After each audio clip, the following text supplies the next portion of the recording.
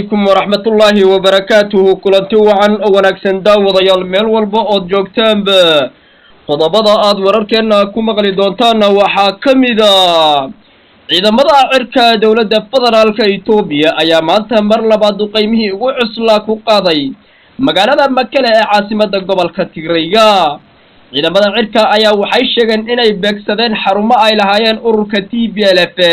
iyo meel ay ku kaysan jireen hubka noocyadiisa kala duwan TPLF ayaa waxay sheegtay halkaasi in lagu xasuuqay ciyaal iyo maati sidoo kale TPLF ayaa ciidamadii ugu badnaa oo tababar ugu soo xidhay gobolka Tigreega ayaa geysay jiido hore dagaalada xoogani ka socdaan ee gobolka Axmarada ayadoo laga arkay magaalada Kombolja oo ciidamadii ugu badnaa dawladda federaalku ayaduna ku soo daabulayso qodobada kale wararkeena ku maqli doontaana waxaa kamida ciidamada dawladda deegaanka Soomaalida ayaa lagu eedeeyay inay xasuuq ba'an ka geysteen magaalada dhuxun ee gobolka Nogobo ayadoo la sheegay halkaasi inay dhaawacyo dhibasho badan ka dhacday ciidamada dawladda deegaanka Soomaalida ayaa la sheegay in ay halkaasi sharci darro ugu laayeen dad shacab qodobadaas iyo qodobo kale faahfaahsan ay warkeena ku maqli doontaan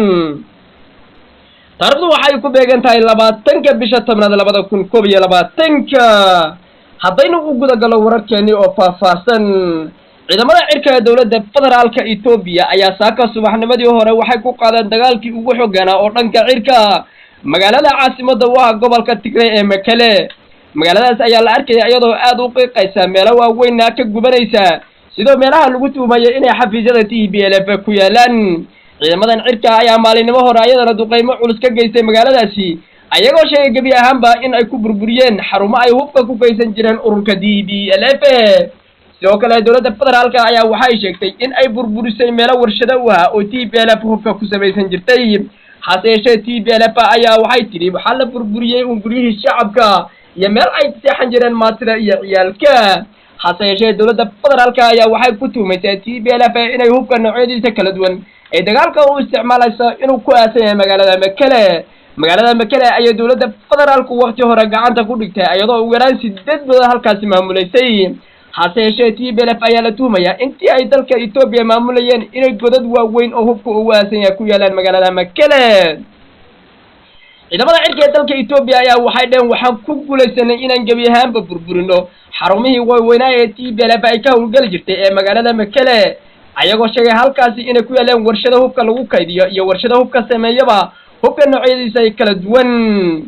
TPLF ayaa waa dawlad wax war oo cad laga helin ayagoo madaxdoodana wali si toos loo arag ayagoo si layfa ugu hadlaya hase yeeshee baraha bulshada ay TPLF waxay ku qortay in dad shacab ah halkaasi lagu baabiyay ayadoo la sheegay in ciyaal yar ka mid ahayn dadka halka lagu laayay sidoo kale qaramada midoobay ayaa waxay sheegtay ugu yaraan 4 ciyaal ay ku dhinteen halkaasi cidii ka dambaysanaysa sida ugu dhaqsaha badan sharciga la horkeeni doono dagaalka u dhaxeeya dawladda federaalka Itoobiya iyo ciidamada TPLF ama Tigreega ayaa la soo sheegayaa inuu meelihii ugu cuslaa hadda maraya ayadoo muddo dagaalku hadda inuu ka culus yahay waqtigii November sanadkii hore ay dawladda federaalka Itoobiya ay ku qaaday gobolka Tigreega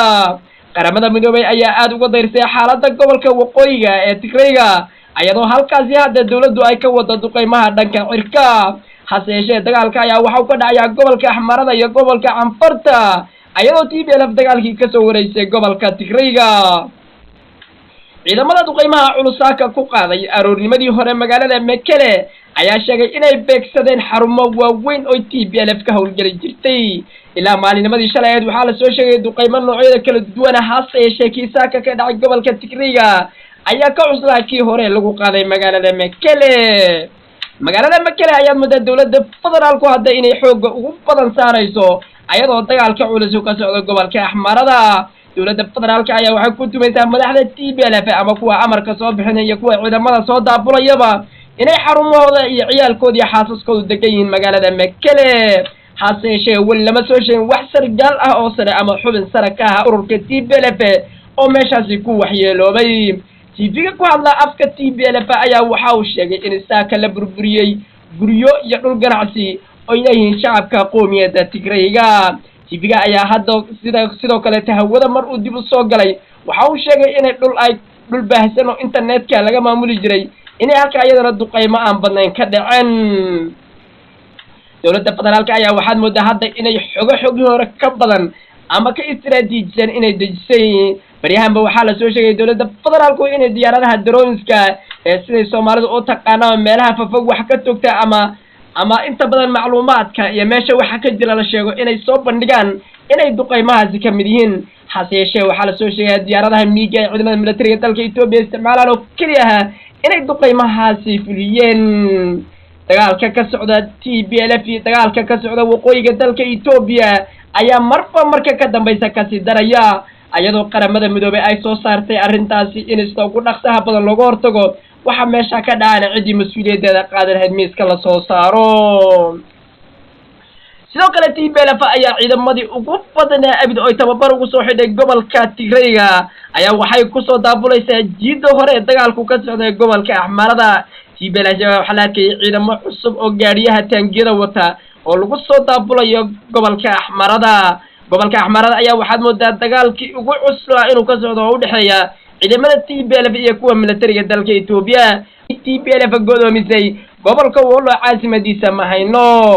sidoo kale dagaalkii ugu cuslaa ayaa gobolka Axmarada mar labaad dib ugu qarxay ayadoo dowladda federaalka ay halkaasi ku soo daabulayso ciidamadii abid ugu badnaa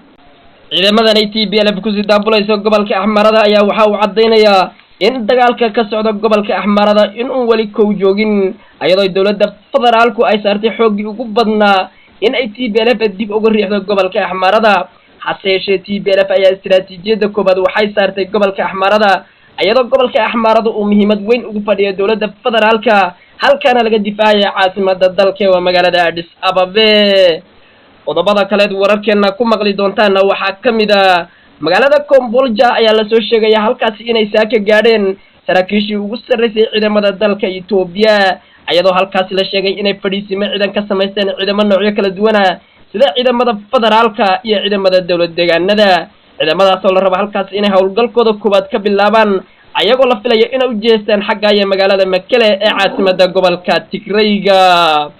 sidoo kale ciidamada dawlad deegaanka Soomaalida ee loo yaqaan Liyu Booliska ayaa la soo sheegay in ay xasuuq baan ugu geysteen dad shacab ah oo ku sugnaa magaalada Dhuxun ee gobolka Nogobo halka ayaa waxaa la sheegay shalay inay halkaas ciidamadaas ka geysteen xasuuq baan ayadoo la sheegay xasuuqaasi in uu ka bilowdo mar ay haween iyo ciyaal badan ay soo hortooyeen maxkamadda ku taala degmadaasi ayadoo halkaas lagu maxkamadeynayo dhalinyaro yar ah oo ciidamadu ka soo qabteen duleedka magaaladaasi dadka shacabka ayaa waxay ka godoodeen dhalinyarada yar ee maxkamadda halkaas lagu saarayo ay ku sheegeen shacabku inay sharci darro ahayd hase yeeshee ciidamada Liyu Booliska ayaa waxay ugu jawaabeen dadkii shacabka taas nool ayadoo halkaas la sheegay inay gabadh ku nafweeday dad u yaraan 10 qof ka badan ay halkaas ku waxyeeloobeen tan iyo kulanti dambe wacan salaamu alaykum wa rahmatullahi wa barakaatuh